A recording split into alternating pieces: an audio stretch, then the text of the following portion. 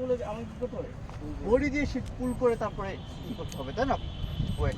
তো এটা হচ্ছে বেসবলের মানে কি পয়েন্টসগুলো হচ্ছে আমাকে দাঁড়ানোটা, হ্যাঁ, প্রথমে বডিটা ফুল ওয়েট কোথায় থাকবে? হিপে, মিডলে থাকবে।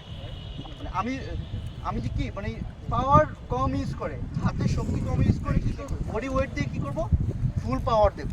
তো এই কারণে আমাকে এগুলো অনেক ইম্পর্টেন্ট, এগুলো জানাটা। এই এই এই পজিশনগুলো জানলে আমার ক্রিকেটের অনেক সহজ হবে, ক্রিকেটের ব্যাটিং। এরপর হচ্ছে কি ফুল পাওয়ারটা কোথায় শিফট করবো, আমি গ্রিপটা বলি। ক্রিকেটে কীভাবে হয়, এইটা দুইটা হাতে কি শক্ত থাকে, তাই না? বেসবলে হচ্ছে কি লেফট, এই যে লেফটটা কি হবে, শক্ত থাকবে, মোটামুটি ধরা থাকবে। এটা হচ্ছে কি জাস্ট হ্যান্ডলিংটা, মানে এটা ধরা।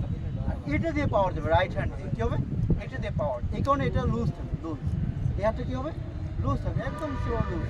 আর ফুল শক্ত হবে না, এরকম লুজ থাকবে। হ্যাঁ, গ্রিপটা কী হবে, লুজ থাকবে, মুভমেন্ট থাকবে লুজ, মানে একদমই লুজ রাখতে হবে। কারণ ওকে ফুল বডি ওয়েট শিফট করতে হবে, এই যে পাওয়ার। হ্যাঁ, আর খুবই ফাস্ট, কুইক, মানে কুইকলি কী করতে হবে, এটা রিলিজ করতে হবে। ব্যাট কুইক রিলিজ না করতে পারলে, টাইমিং না হলে কী হবে, মানে আমার যদি বল চলে যাবে তারপরে কী হবে, সুইং আসতে পারবে, তাই না? যদি শক্ত থাকে। কিন্তু আমার লুজ থাকলে কী হবে, লুজ থাকলে ফাস্ট স্পিডে কী করবে, মাসল রিলিজ হবে ফাস্ট, আর তখন ইজিলি আমার কি বল ওই ব্যাট ফাস্ট সুইং হবে। অর্থাৎ একটা বল যদি 90 মাইল বেগে আসে তাহলে আমাকে সুইং স্পিডও তো ওই স্পিড লাগবে, তাই না? 90 মাইলের স্পিডই তো সুইং স্পিড লাগবে। এই কারণে সুইং স্পিডটা অনেক ইম্পর্টেন্ট।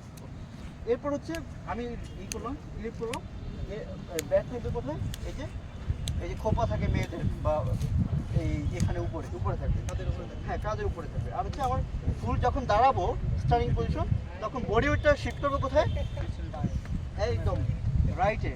কেন রাইটে, পিছনে কেন, কারণ পিছন থেকে ফুল পাওয়ারটা সামনের দিকে আমি পুশ করবো, রাইট? এই কারণে কি ফুল বডি ওয়েটটা পিছনে থাকবে। আর এটা লুজ, এই পা দিয়ে কী করবো, এটা হচ্ছে কি, এটা হচ্ছে মুভমেন্ট, মানে অর্থাৎ আমার বলটা কোন পজিশনে আসতেছে, কোন হাইটে আসতেছে, কোন সাইডে অ্যাঙ্গেল আসতেছে, ওইটা মেজার করার জন্য আমার এই যে দেখি আমি, মানে আমার বল ব্যাটের ব্যাল সেট কোন দিকে আছে, এখান থেকে এই পর্যন্ত এতটুকুর মধ্যে যদি হিট করতে হবে, তাই না? তো আমি দেখি আমার যদি বল এদিক দিয়ে যায়, ইনসাইড জোন দিয়ে যায়, তাহলে এই বলটা হিট করলে আমি এইভাবে করলে লাগবে, এখানে লাগবে না। এটা এই পা দিয়ে ডিরেকশন, অর্থাৎ যদি ইনসাইড দিয়ে যায় তখন আমার এই ডিরেকশন এদিকে আসবে। এদিকে আসলে কি তখন হয়েছে না, ব্যাল সাইড কি সামনে আসছে না, এইটা আবার সামনে দিয়ে যদি যায় বল, তখন এটা একটু সামনে দিয়ে এই, বুঝে গেছে? এটা হচ্ছে ডিরেকশন। এই হচ্ছে বেসবলে আমি একটু সুইং করে দেখাই। এই পজিশন, লেফট সিট ব্যাক, তারপরে পা উঠালে উঠাতে পারি আমরা, কেউ উঠায় কেউ উঠে না, কুইক ফাস্ট এভাবে। কন্ট্যাক্টের সময় চোখ কন্ট্যাক্ট, একদম বল যে কন্ট্যাক্ট হচ্ছে এটা আমাকে দেখতে হবে, দেখে তারপর কি ফলোইং সুইং। ওকে, এরপরে ব্যাট রেখে দৌড়াতে থাকবে, হ্যাঁ, ব্যাট রেখে ফার্স্ট বেজে দৌড়াবো। হ্যাঁ, তো আমি সুইং স্পিডটা কেমন হয় দেখবে,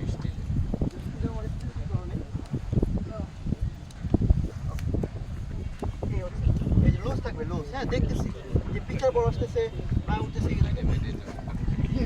ঠিক আছে? এটা খুবই ফাস্ট স্পিড, আর স্পিড হয় দেখে, কিন্তু ছুটিতে হবে না, মানে যখন আমার সুইং যাবে চলে তখন আবার শক্ত হয়ে যাবে অটোমেটিক। এটা গ্রিপটা ওইভাবে থাকবে, হাতেও গ্লোভস পরে গ্রিপের জন্য, হ্যাঁ, গ্রিপটা ওইভাবে অনেক ফাস্ট। এক একটা ফিচার, এক একটা ব্যাটার পার ডে 500-1000 সুইং করে, শুধু সুইং প্র্যাকটিস। একটা প্লেয়ার যদি 500 পার ডে, 500, 150, 200, জাপানের নিয়ম কি, জাপানি কোচ আছে তো আমাদের, ওই স্কুল লেভেলে বেসবল প্লেয়ার, তো স্কুল লেভেলের ওরা পার ডে 200 সুইং করতো। মানে এটা ওদের কি, মানে ইয়ার মতো রুটিন, ডেইলি রুটিন, মানে সুইং পাওয়ারটা স্পিডের জন্য। ওকে, তাহলে আমরা ফার্স্ট বেস পাইছি, সেকেন্ড বেস, থার্ড বেস, তাই না? পিচার, ওকে, আমরা প্লে করি। ওকে, দুইটা টিম করে ফেলি।